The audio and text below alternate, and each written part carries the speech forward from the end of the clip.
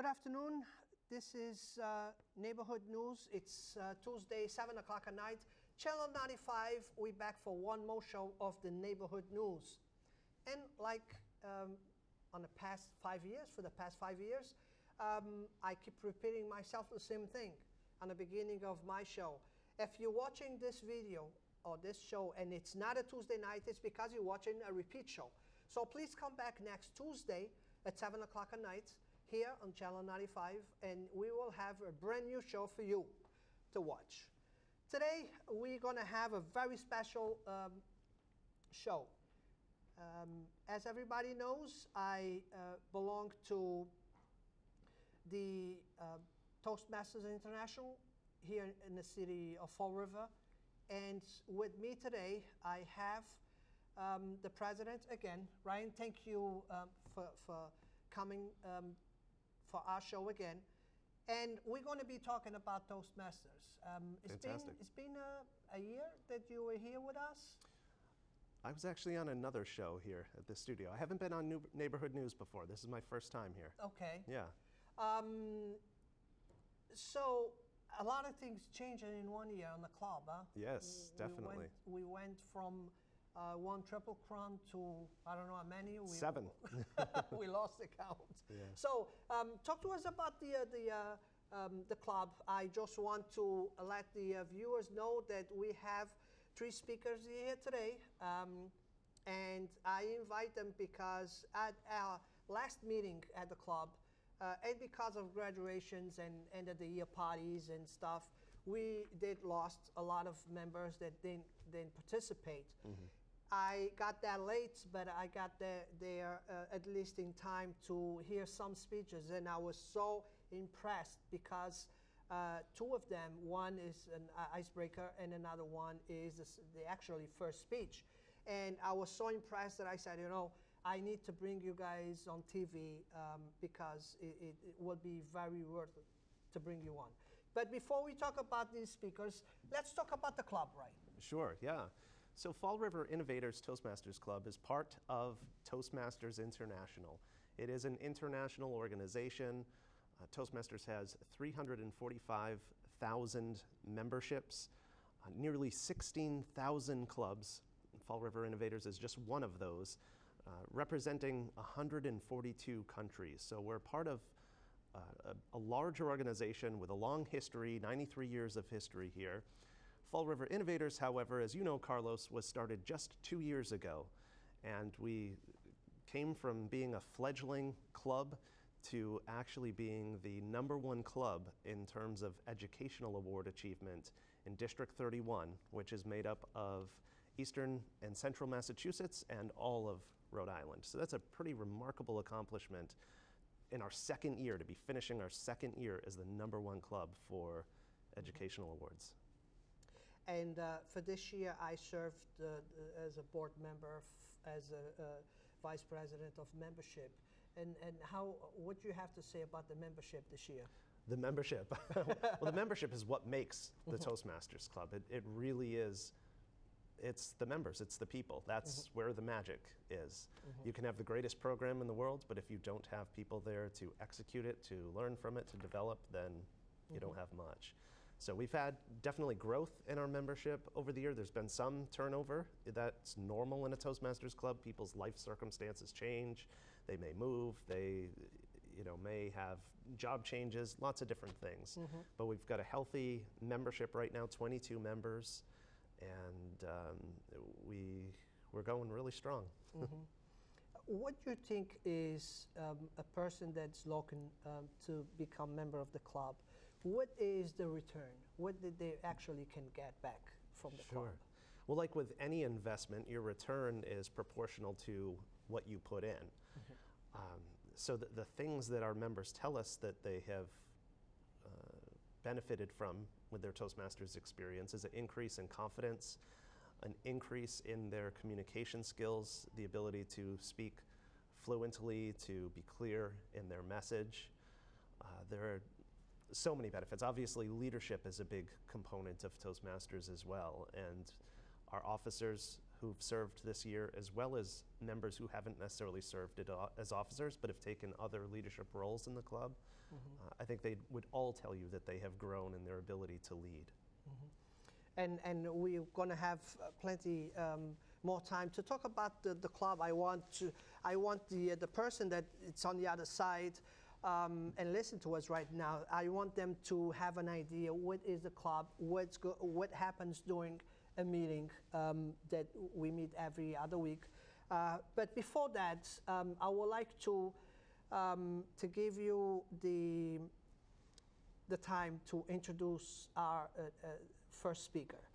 As is very new at the club, and he already did what usually takes longer time to do. Took me a lot longer than him just to get in front of the people and just do my icebreaker.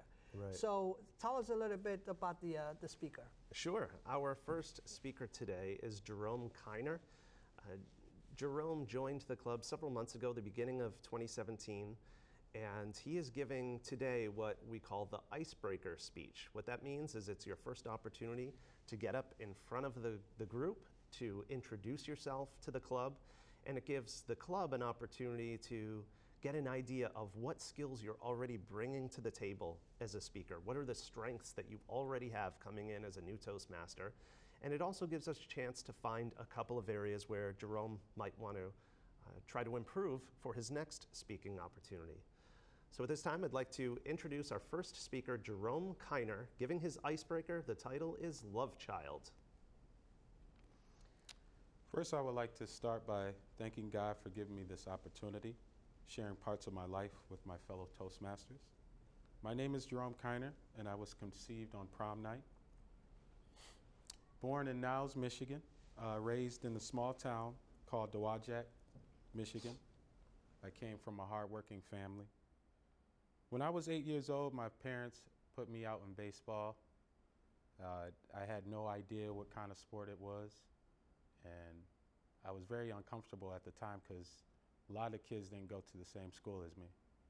But I adapted really well, made a new network of new relationships with different friends, and I developed a new skill. At 9 years old, I was on the All-Star Traveling League, and I played ever since I was 15 years old, even through high school. At 10 years old, I developed a couple of more skills. That was basketball and percussion. I still play to this day, and I love my sports. I was an exceptional reader. Joined a book club in the first grade.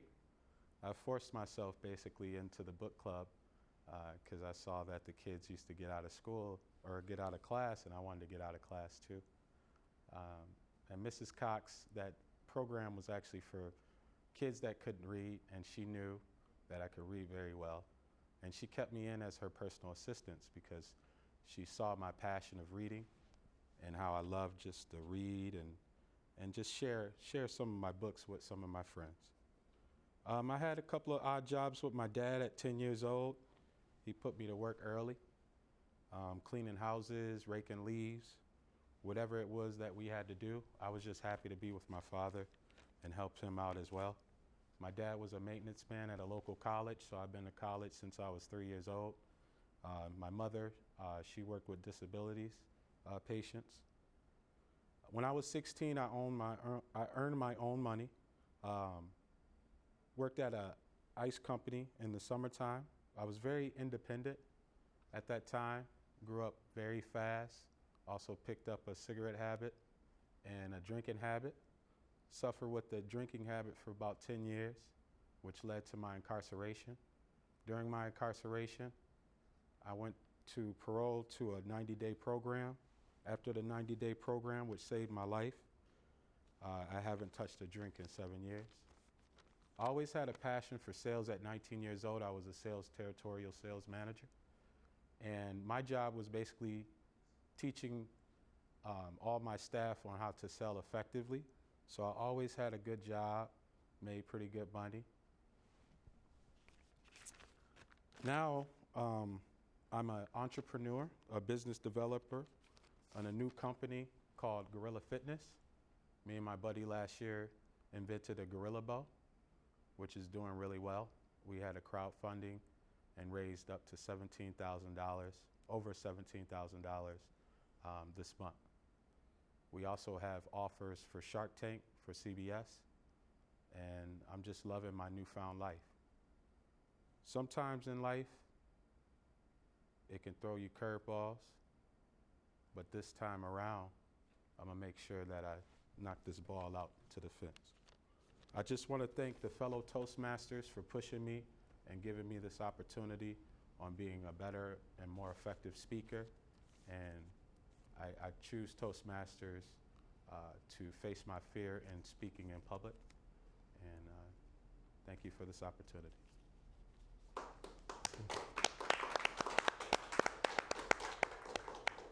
That is a fantastic example of the icebreaker speech. What we heard from Jerome was a bit about his background, about some of the things that brought him to the place where he is today, and it gave all of us a chance to really get to know him at a Exactly. level. And one of the things that we do at the club too is we evaluate. And we evaluate each other. So this time I'm evaluating somebody, and on the next meeting, somebody else going to be evaluating me. I know you were not there at the last meeting, and I'm going to try to evaluate Jerome. What a big difference. Same speech, but what a big difference. And he took all the advice that was given at the club. The first time that he did this speech at the club last week, he relied a lot on the paper. He pretty much read everything on the speech. And he took all the advice. Just, by reading the first sentence, you know what you're going to talk about because you already know the speech. So again, tremendous improvement, Jerome. Thank you. Very good. Well done. So the club, I know, during the agenda, we are all over the place. We have fun. We have something that we do on the agenda. That's table topics. That's one of the things that we really enjoy. Right. What more can a member learn on the meeting? Sure. Well, I think this is a good chance to talk about table topics, which you just mentioned. I don't know that all of our audience is familiar with it. What table topics is an opportunity to practice your impromptu speaking skills.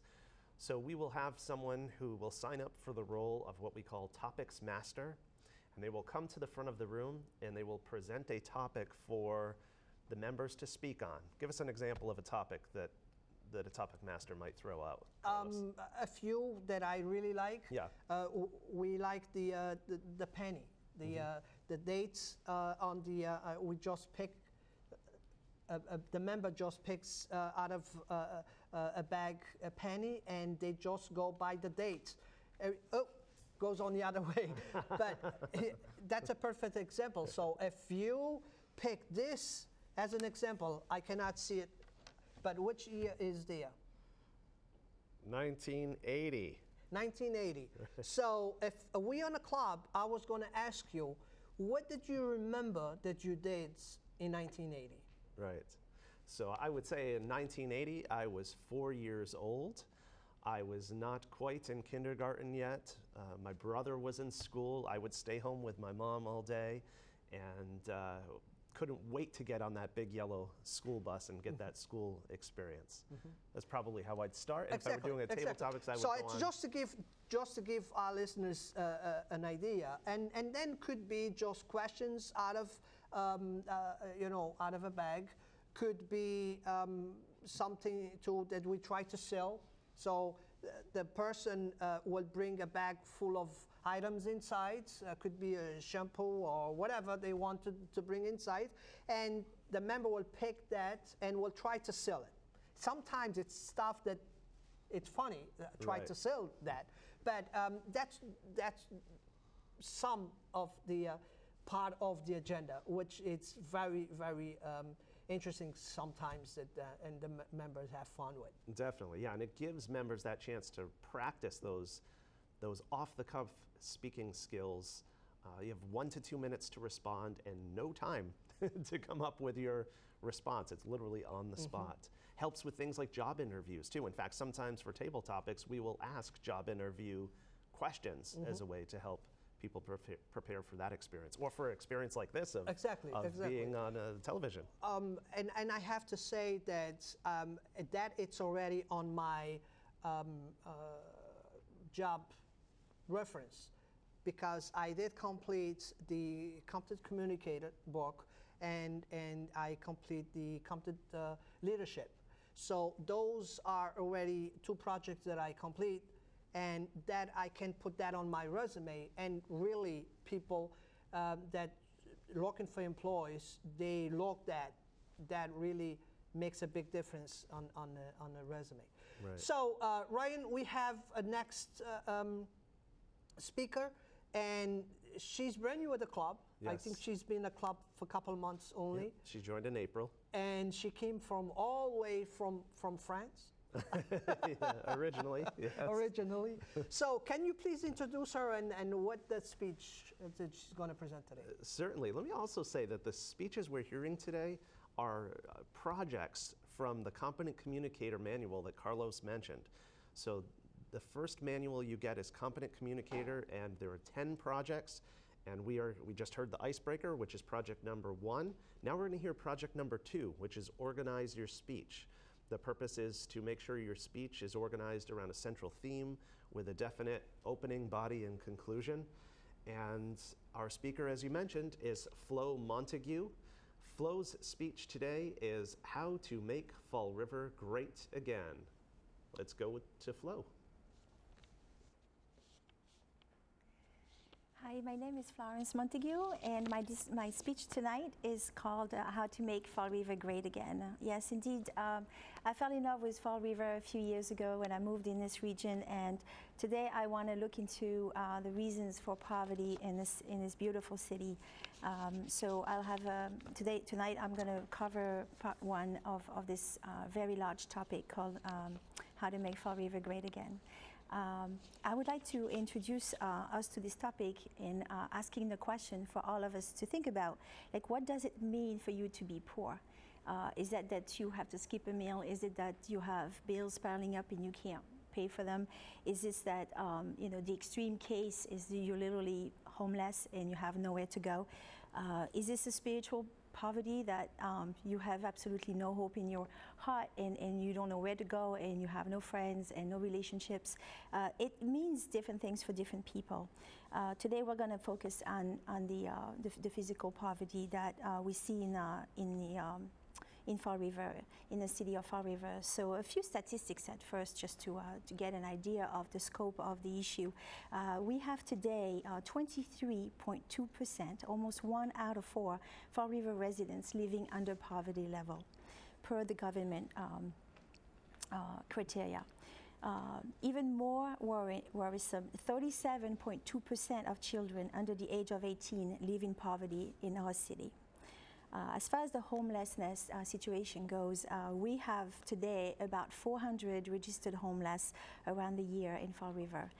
Among that, there's a new trend happening. 50% of that is actually very young adults, 17, 18, 19, 20, that have literally run away from their home, and they live like nomads around the city, and they sleep in shelters here and there. In an inconsistent manner. That as it relates to homelessness, we see a lot of mental illnesses, so about 20 to 25% of people that are homeless also suffer from a mental illness. So the question is, what can we do? In his book, When Helping Hurts, Steve Corbett discusses how to alleviate poverty without hurting the poor and without hurting yourself. He says how we define the cause of poverty determines the solution we propose. So I'm proposing today to go over the possible, what I see are the causes of this issue. The first cause is broken families. And we're going to go through the statistics that relate to divorce. So there's good news. The good news is in the state of Massachusetts, this is one of the lowest rates of divorce in the country, with 10% of the adults being divorced and 2% being separated. The bad news is in Fall River, it's almost double that at 18%. The consequences is that we have like a family structure which leads to school attendance issues, street time, and drug abuse, loss of value compass, mental illness, and more divorces among the children of divorcees. The next issue is teen pregnancy. The criteria is for women between 15 and 19 giving birth to children in a situation that is less than preferable most of the time. The statistics are, in 2000, we were at 63.6 per 1,000 living birth in Fall River, and today we're at 36.3 per 1,000. And the state of Massachusetts has put a lot of programs and money behind putting this issue to rest, and because it's disrupting education, it's creating financial burden for the family, for the mother, the young mother, and for the government. It's also creating infant mortality and fatherlessness and overburdened government, like I just said.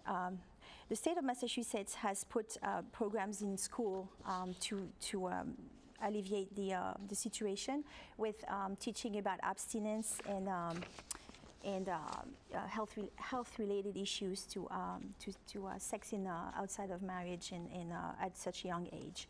The third cause is substance abuse. I'd like to talk a little bit about substance abuse because it's a prevailing issue in the city. Drugs and alcohol, obviously, are the drugs we're talking about. In the city of Fall River, this is heroin is 51% of the people that are admitted to a rehab center. Are actually declaring the drug of choice being heroin, and for 25% it is alcohol. Consequences are overdose. We had 615 overdoses in 2014, mostly due to heroin in Fall River, suicides, domestic violence, and mental illness. God has been put out of our schools, of our workplaces. There are less people going to church today, and we have to look at how this nation that was under God needs to stay under God and needs to stay connected, so we can give hope back to our children, and we can raise a new generation that will go in the right direction and find their dreams and fulfill their dreams for themselves, and raise Fall River to a better level.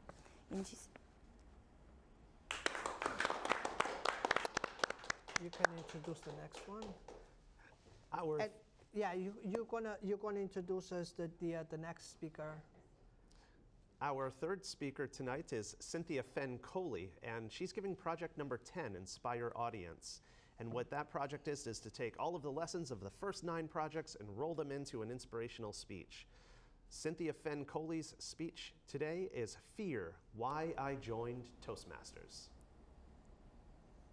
Good evening, I'm Cynthia Fenn-Coley, and the reason I joined Toastmasters is because I'm an introvert. What makes me stand behind my shell? Fear. I received my second diagnosis of a brain aneurysm. What should have been my reaction to news that I have something that could take my life again? Debilitating fear. Hysteria. Complete mayhem should have been my reaction.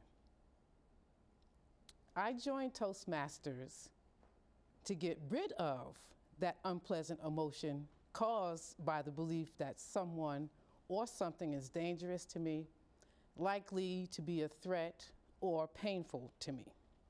Fear is a likelihood of something unwelcoming happening. That feeling of anxiety or apprehension, that feeling you get like the butterflies in your stomach, in the pit of your stomach, that something bad is going to happen, like we know something's going to happen before it even happens. Fear is false evidence appearing real. And I read a meme that said, fear is often not reality-based, hence the popular acronym, which is that false evidence appearing real. Here's the formula for fear. Inaction plus past false evidence plus future catastrophic thinking plus a snowball of thoughts and feelings, and I could not agree more. There's nothing to fear more than fear itself. Fear has a lot of depressing acronyms attached to it, like frantic effort to avoid reality, false emotions appearing real, future events already ruined, failure expected and received, forgetting everything is all right, false expectations about reality, and finding excuses and reasons. What a way to keep a person down in the dumps. Well, I did a little more digging about fear and found there are more good things to speak about fear. Other acronyms include forget everything and relax, for everything a reason, forget everything and remember, forget everything and run, face everything and recover, force elements at readiness, face everything and rejoice. One more thing fear is defined as is mixed feeling of dread and reverence, as in the love and fear of God. You should love God and be afraid of what he can do to you. It would seem as though ones are being frightened to live right. However, the Torah states that the fear of Adonai is the beginning of wisdom, but fools despise wisdom and discipline. The fear of Adonai is the beginning of wisdom, and knowledge of holy ones is understanding. Also, the first and foremost point of wisdom is the fear of Adonai. All those living by it gain good common sense. His praise stands forever. This actually helps us to take notice of what is really best for us. Now, why is that? Because God did not give us the spirit of fear. We are to love him and fear his wrath without the need for any physical being. Why is that? Only Adonai can do what men cannot do. We are not instructed to fear man, however. In the Tehillim, in God I praise his word. In God I trust. I have no fear. What can human power do to me? It also states, with Adonai on my side, I fear nothing. What can human beings do to me? So therefore, I joined Toastmasters to get rid of the fear that man can do anything to me, he can't do anything to me, and Toastmasters helped me with that fear. Thank you. Very good, Ryan. And I think we have about a minute to the end of the show. Three speeches, part of the last meeting that we have. I'm going to give you the last minute just to invite people to come to our meetings. You don't have to be a member. You can just come, see if that's what you're looking for, and then eventually become a member. Fantastic. Thank you so much, Carlos. Fall River Innovators Toastmasters Club meets the second and fourth Thursdays of every month at the Business Innovation Center located at 385 Columbia Street, right here in Fall River. Our meetings start at 6:30 to 8 p.m. We have some social and networking time from 6 to 6:30. And as Carlos said, guests are always welcome. If you're at all intrigued by what you've seen here tonight, please come out. We'd love to meet you and show you and share with you the Toastmasters experience. And next week, we'll be back with one more show. Until then, have a good night.